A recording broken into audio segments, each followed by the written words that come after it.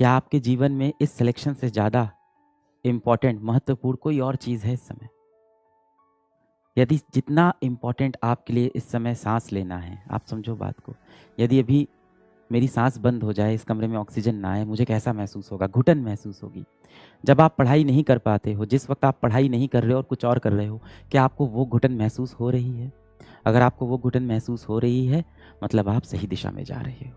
मतलब आप सही पागलपन पे हो, और ये पागलपन की तो ज़रूरत है ही ऐसे कॉम्पिटिटिव एग्ज़ाम्स के अंदर।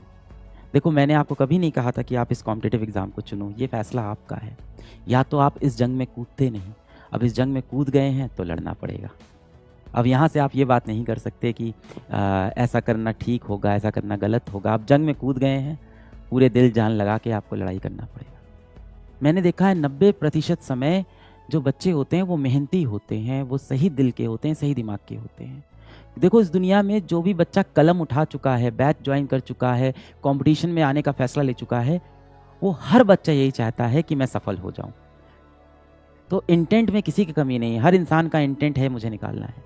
होता क्या है, उम्र ऐसी है, हम किसी गलत चीज़ों में हमेशा फंस जाते हैं, उन चीज़ों में फंस जाते हैं जिनका हमारे जीवन में कोई वैल्यू एडिशन नहीं, कोई महत्व नहीं है।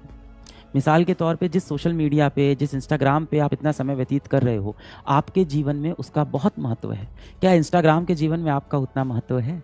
नहीं है बेटा, उसके लिए आप सिर्फ एक यूज़र हो, सिर्फ एक डेटा हो। इस वक्त पे कुछ बच्चे ऐसे होंगे जो अभी इंस्टाग्राम खोल के लगातार ऐसे स्क्रॉल कर रहे होंगे, उस नकली दुनिया में पूरी तरह से फंसे होंगे, एक के बाद एक रील देख रहे होंगे, और हर एक रील के बाद उनके दिमाग में जो डिप्रेशन है वो बढ़ता जा रहा होगा। खुद को कोस रहा होगा कि काश मैं पढ़ लेता, मैं पढ़ क्यों नहीं रहा हूँ। फिर थोड़ी देर उस दुनिया में खो गया, 15 मिनट तक फिर स्क्रॉल किया, उसी दुनिया में खोया हुआ है। भाई, हम सब ने इतनी टेक्नोलॉजी, इतनी पढ़ाई लिखाई, इतना जीवन में जो हम ग्रो हुए, किस लिए हुए थे? इसीलिए हुए थे कि हम सुखी रहें, हम खुश रहें, हम तंदुरुस्त रहें, हमारी सेहत अच्छी रहे, अपने माँ बाप को समय दें, अपने भाई बहन को समय दें। आप देते हो? आप देते हो? एक तरफ आप रील स्क्रॉल कर रहे होते हो, दूसरी तरफ आपकी माताश्री आपसे आपके बारे में बात करना चाह रही हो कि बेटा तुमने समय से खाना खाया था कि नहीं खाया था, और आप उनसे चिढ़ के बात कर रहे होते हो, उनको कष्ट देते हो, आप उनसे बदतमीजी से बात करते हो। तो ये सारे सोशल मीडिया प्लेटफॉर्म आपको इसी तरह से भटका रहे हैं।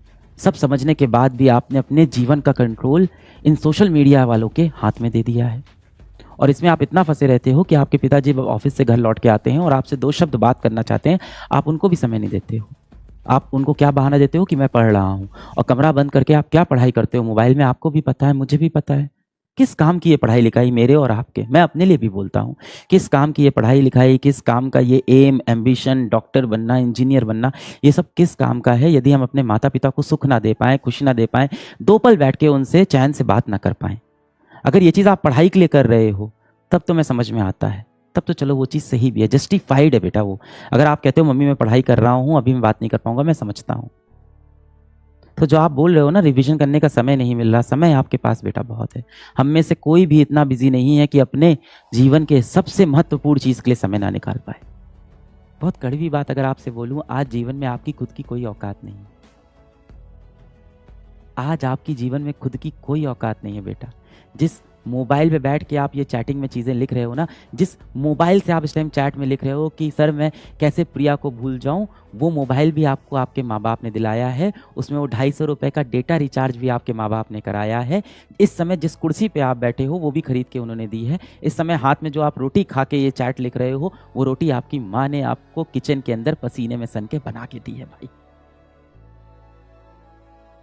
बहुत मुश्किल से आपको ऐसे सच्चा प्यार करने वाले पेरेंट्स या घर वाले मिलते हैं, उनको यार आप दुखी मत करो। ये नकली दुनिया से आप बाहर निकलो, अपने जीवन का कंट्रोल खुद के हाथों में रखो। इन बड़े बड़े टेक जायंट्स को अपने जीवन का कंट्रोल मत दो।